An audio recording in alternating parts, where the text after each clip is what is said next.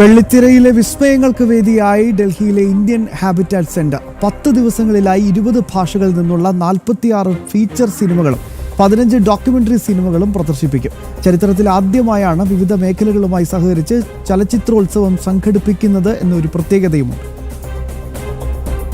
ചലച്ചിത്രോത്സവത്തോടൊപ്പം തന്നെ Indira Gandhi national centre for ആർട്സുമായി സഹകരിച്ച് film poster പ്രദർശനവും സംഘടിപ്പിക്കുന്നുണ്ട്. ആദ്യമായാണ് ഈ ചലച്ചിത്രമേളയിൽ മലയാള സിനിമ ഉദ്ഘാടന ചിത്രമായി പ്രദർശിപ്പിക്കുന്നത്. ഫാസിൽ റസാഖിന്റെ മോഹം എന്ന ചിത്രമാണ് വ്യാഴാഴ്ച പ്രദർശിപ്പിച്ചത്. അതേസമയം മലയാളത്തിൽ നിന്നും 4ഓളം സിനിമകൾ പ്രദർശിപ്പിക്കുന്നുണ്ട്. റിനോഷ് സംവിധാനം ചെയ്ത ശവപ്പെട്ടി, പി ഭാസ്കരൻ, രാമു കാരാട്ട് കൂട്ടുകെട്ടിന്റെ നീലക്കുയിൽ, KV തമറിന്റെ സർക്കിട്ട് എന്നീ സിനിമകളാണ് പ്രദർശിപ്പിക്കുന്നത്. ഇപ്രാവശ്യം ധാരാളം മലയാളം സിനിമകൾ മാത്രമല്ല എല്ലാ ഭാരതീയ ഭാഷകളിലുമുള്ള സിനിമകൾ ഞങ്ങൾ ഇപ്രാവശ്യം കൊണ്ടുവന്നിട്ടുണ്ട്. മലയാളം സിനിമയിൽ 4 മലയാളം സിനിമയുണ്ട്. ഞങ്ങളുടെ ഓപ്പണിംഗ് ഫിലിം ആദ്യമായിട്ട് 18 വർഷത്തിൽ ഓപ്പണിംഗ് ഫിലിം മോഹമായിരുന്നു ഫാസിലിൻ്റെ. ഇന്ന് ഞങ്ങൾ ശവപ്പെട്ട് കാണിക്കുന്നുണ്ട്.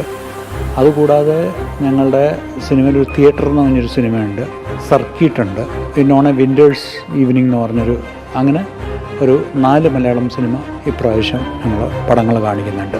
ചലച്ചിത്രമേളയ്ക്ക് നേതൃത്വം നൽകുന്ന KG Suresh Indian habitat centre director സ്ഥാനത്തെത്തുന്ന ആദ്യ മലയാളി എന്ന പ്രത്യേകത കൂടിയുണ്ട്. കേരളത്തിലെ ഓണവും ബീഹാറിലെ ചാട്ട് പൂജയും ഉൾപ്പെടെയുള്ള ആഘോഷങ്ങൾ തുടങ്ങാൻ സാധിച്ചതിൽ വളരെയധികം സന്തോഷമുണ്ടെന്ന് അദ്ദേഹം ജനൻ TVയോട് പറഞ്ഞു. ഞാൻ ആദ്യത്തെ മലയാളിയാണ്. ഇവിടുന്ന് മാത്രമല്ല, ഞാൻ ഇന്ത്യൻ ഇൻസ്റ്റിറ്റ്യൂട്ട് ഓഫ് മാസ് കമ്മ്യൂണിക്കേഷനിലും ആദ്യത്തെ മലയാളിയായിരുന്നു.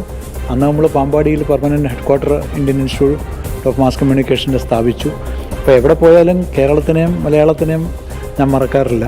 അപ്പോൾ ഇപ്രാവശ്യം ഞാൻ വന്നപ്പോൾ ഞങ്ങളിവിടെ തന്നെ ഉത്സവ് സീരീസ് ഫുഡ് ഫെസ്റ്റിവൽസ് തുടങ്ങി. അത് തുടങ്ങിയത് തന്നെ ഓണത്തോടു കൂടിയായിരുന്നു.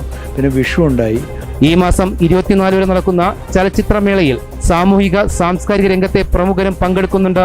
സംവിധായകരുമായി സംവാദിക്കാനുള്ള അവസരവുമുണ്ട്. പ്രവേശനം സൗജന്യമാണ്. ജനം, ഡൽഹി.